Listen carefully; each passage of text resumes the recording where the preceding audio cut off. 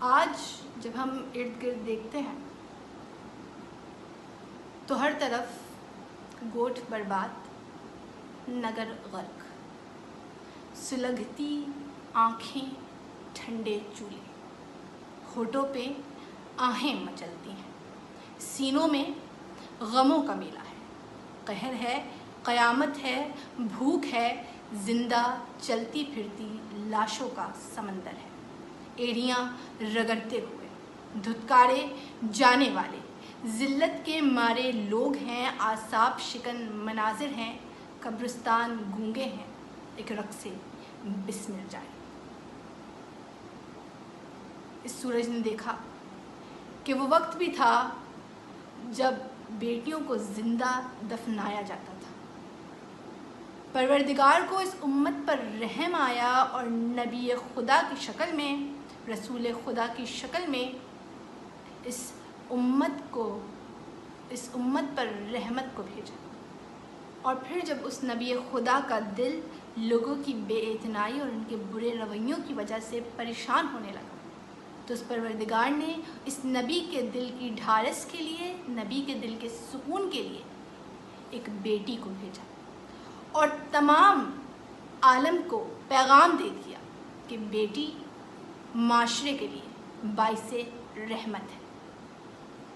اس سورج نے پھر یہ بھی دیکھا کہ کس طرح بیٹیوں کی عزتوں کو لوٹا گیا، ان کی خوبصورتی کو پامال کیا گیا، روندا گیا۔ ایک اور پیغام جو ہمیں اپنے نبی کی زندگی سے ملتا ہے وہ یہ کہ جب طائف خدا کا پیغام سنانے جاتے ہیں اور لوگ بدلے میں پتھر برساتے ہیں تو ان کی مغفرت کے لیے دعائیں طلب کرتے ہیں۔ جو عورت روز کچرا پھینکا کرتی ہے جب بیمار ہو جاتی ہے تو عیادت کے لیے جاتے ہیں، صحت کی دعا کرتے ہیں۔ دوسری طرف ہمارا معاشرہ جہاں ایک دوسرے سے چھوٹی چھوٹی دشمنیوں کی وجہ سے بڑے نقصان کر دیے جاتے ہیں، جان کا سودا، مال کا سودا۔ امراء و جاندا بھی کچھ اسی حوالے سے لکھی جانے والی ایک کہانی ہے جو کہ ہمارے معاشرے پر ایک زوردار تماچا اور ایک گہرا دھبا ہے۔ آئیے سنتے ہیں کہانی امراء و جاندا کی۔ امراء و جاندا اردو کی ایک معروف ناول ہے جسے 1899 میں شائع کیا گیا تھا۔ یہ ناول اپنے دور کا بہت معروف اور مشہور ناول قرار پایا۔ یہ ناول اس وقت لکھا گیا جب برِ صغیر پر انگریزوں کی حکومت کا دور تھا۔ یہ ناول فیض آباد کے، لکھنؤ کے طوائفوں کی تہذیب کی ایک مکمل تصویر تھا۔ اس ناول کو مرزا محمد ہادی رسوا نے تحریر کیا۔ مرزا محمد ہادی رسوا کی پیدائش 1857 میں لکھنؤ کے ایک محلے کوچہ آفرین خاں میں ہوئی اور ان کا انتقال 1931 میں حیدرآباد میں ہوا۔ آئیے سنتے ہیں کہانی امراء و جاندا کی۔ کہانی ہے دو پڑوسیوں کی، ایک کا نام ہے داروغہ اور دوسرے کا نام ہے دلاور۔ رانی صاحب نے قرآن پر ہاتھ رکھ کر داروغہ سے گواہی لی کہ یہ دلاور کیسا آدمی ہے۔ بس وہ لمحہ تھا کہ داروغہ جھوٹ نہ بول پایا اور دے دی دلاور کے خلاف گواہی۔ اور پھر کیا ہونا تھا، داروغہ کی اس گواہی کی وجہ سے دلاور کو اپنی زندگی کے پورے 12 سال جیل میں کاٹنے پڑ گئے۔ داروغہ کا ایک بیٹا تھا اور ایک بیٹی۔ بیٹی کا نام امیرن تھا جس کی منگنی بچپن میں ہی ہو گئی تھی اور کہانی امیرن کے گرد گھومتی ہے۔ دلاور نے داروغہ کا کبوتر پکڑ لیا جسے وہ واپس دینے پر راضی نہ ہوا۔ وہ آٹھانے لے کر کبوتر واپس دینے کا ناجائز سودا کر رہا تھا۔ کیونکہ آٹھانے کے تو بازار سے 6 کبوتر آ جاتے ہیں، لہذا داروغہ نے معاملے کو رفع دفع کیا اور کبوتر واپس نہ لینے کا فیصلہ کیا، کیونکہ وہ جانتا تھا کہ داروغہ اسے کبوتر نہیں دینے والا، وہ اس سے اپنی خلاف دی ہوئی گواہی کا بدلہ لے رہا ہے۔ اب ایک دن کیا ہوتا ہے کہ امیرن گھر کے باہر ایک درخت کے نیچے بیٹھی اپنے بھائی کے ساتھ کھیل رہی تھی تو وہی پڑوسی دلاور آیا اور یہ کہہ کر دھوکے سے امیرن کو اپنے ساتھ لے گیا کہ تمہارے ابا کبوتر کے پیسے دے گئے ہیں، آ کر اپنا کبوتر لے جاؤ۔ اب جو ہی امیرن اس کے ساتھ گئی، اس نے اس کے منہ پر ہاتھ رکھا اور گھر کے پچھلے دروازے سے اسے گدھا گاڑی میں بٹھایا اور شہر سے کہیں دور لے گیا۔ اس کام میں دلاور کے ساتھ اس کا دوست بھی ملا ہوا تھا اور اسی کی یقیناً وہ گدھا گاڑی بھی تھی۔ دلاور کا ارادہ امیرن کو شہر سے کہیں دور لے جا کر قتل کرنے کا تھا، مگر اس کے لالچی دوست نے اسے مشورہ دیا کہ اس چھوکری کو لکھنؤ لے جا کر بیچ دینے میں زیادہ فائدہ ہے۔ دلاور کے دوست کا یہی دھندا تھا، لڑکے کو اغوا کرتا تھا اور کچھ پیسوں کے عوض فروخت کر دیتا تھا۔ جو ہی یہ لوگ لکھنؤ پہنچے تو اس کے دوست نے امیرن کو اپنے سسرال والے گھر کے ایک کمرے میں لے جا کر بند کر دیا۔ وہیں وہ اغوا شدہ لڑکیوں کو رکھا کرتا تھا جب تک ان کا سودا نہ ہو جائے۔ جب امیرن کو اس نے اس کمرے میں بند کیا تو وہاں امیرن کی ملاقات ایک اور لڑکی سے بھی ہوئی جسے اس درندے نے ایک میلے سے اغوا کیا تھا۔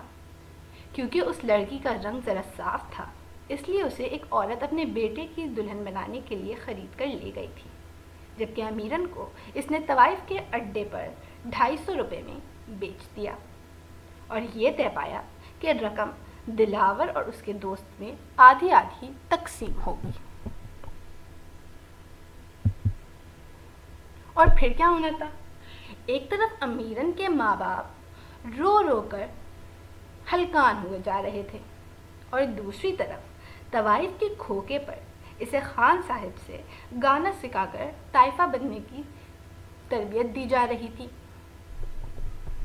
عنقریب امیرن سے امراؤ جاندا بن گئی، شہر کی جانی مانی طائفہ، اور اس کے ساتھ ساتھ حسین ایسی کہ پرستان کی پری زہر کھا لے، شائستہ ایسی کہ شاعرہ ایسی کہ استاد کان پکڑے، اور آواز ایسی کہ شعلہ سا لپک جائے۔ بس یہ سب دیکھنا تھا کہ نواب سلطان امراؤ جان کو اپنا دل دے بیٹھے۔ ایک طرف نواب سلطان کی امراؤ جان سے بڑھتی ہوئی انسیت اور دوسری طرف نواب سلطان کے والد ان کا رشتہ اپنے بھائی کی بیٹی فاطمہ سے کرنا چاہتے تھے، مگر کیونکہ نواب سلطان کے ماں اور باپ میں علیحدگی ہو چکی تھی لہٰذا ان کی والدہ نے اس رشتے سے انکار کر دیا۔ بالآخر نواب سلطان اور امراؤ جان ایک دوسرے سے شادی کر لیتے ہیں، مگر معاشرہ اس شادی کو قبول نہیں کرتا۔ اس کے بعد غلط فہمیاں بنی جاتی ہیں جن کے نتیجے میں امراؤ جان اور نواب سلطان میں علیحدگی ہو جاتی ہے۔ اس سارے واقعے نے امراؤ جان کو زندگی سے متنفر کر دیا ہوتا ہے۔ پھر امراؤ جان کو اپنا ماضی یاد آتا ہے۔ کسی طرح سے وہ اپنے فیض آباد والے گھر پہنچ جاتی ہے جدھر اس کی ملاقات اپنی بوڑھی ماں سے ہوتی ہے جو آج اس کے آنے کی راہ تک رہی تھی۔ فیض آباد جا کر اسے معلوم ہوتا ہے کہ اس کا باپ اسے ڈھونڈتے ڈھونڈتے اس دنیا سے جا چکا ہے، اور اس بات سے اسے بہت گہرا صدمہ پہنچتا ہے، مگر اس سے زیادہ تکلیف اسے اس بات سے پہنچتی ہے جب وہ اپنی ماں کو اپنی مصیبت کی داستان سناتی ہے کہ زمانے نے اس کے ساتھ کیا کیا ظلم کیے ہیں اور کیسے اسے امیرن سے امراؤ جاندا بنا دیا۔ تو ماں گھبرا کر اس سے الگ ہو جاتی ہے اور اسے لوٹنے کا کہتی ہے، کیونکہ وہ جانتی ہے کہ اس کا چھوٹا بھائی اسے کسی صورت اپنی بہن تسلیم کرنے والا نہیں ہے۔ جی، یہ تھی امراؤ جاندا کی ایک دکھی کہانی جو ہمارے معاشرے کے ایک دردناک پہلو کی طرف توجہ دلا رہی ہے۔ یہ ایک امراؤ جاندا تھی جس کی کہانی میں نے ابھی آپ کو سنا، مگر آج کے اس درندہ صفت معاشرے میں ایسی ہزاروں امراؤ جان موجود ہیں جن کی زندگی کو یہ بھیڑیا صفت انسان کھا گئے ہیں، اور ہزاروں بیٹیاں موجود ہیں جن کی پہلے یہی معاشرہ عزتیں لوٹتا ہے، ان کے نہ چاہتے ہوئے بھی، اور پھر عزت ہی کے نام پر انہیں قتل کر دیا جاتا ہے۔ ہماری بد نصیبی ہے کہ ہم اس معاشرے میں رہتے ہیں جہاں بیٹیوں کے ساتھ کوئی اور بھی زیادتی کرے تو بیٹیاں گناہ گار ہو جاتی ہیں، مگر بیٹے خود بھی گناہ کریں تو صرف لڑکپن کی ایک معمولی سی غلطی سمجھ کر معاف کر دیا جاتا ہے۔ آپ لوگ کی سماعتوں کا بہت بہت شکریہ۔